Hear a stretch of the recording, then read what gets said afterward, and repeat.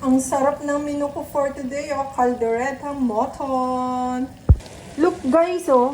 Nilagay ko na yung reno at saka cheese. So, kailangang haluin na natin mabuti para magkasama-sama at maging super yummy. Ayan po. May sili pang labuyo. Medyo, syempre, may twist ng konting anghang. Dahil well mixed na siya, kailangan lagyan ng konting water, pampalambot. Wow, it's done! Ang sarap guys. O, kita nyo ga, sauce pa lang talaga. Ulam na. Ay, paano? Kakain muna ako.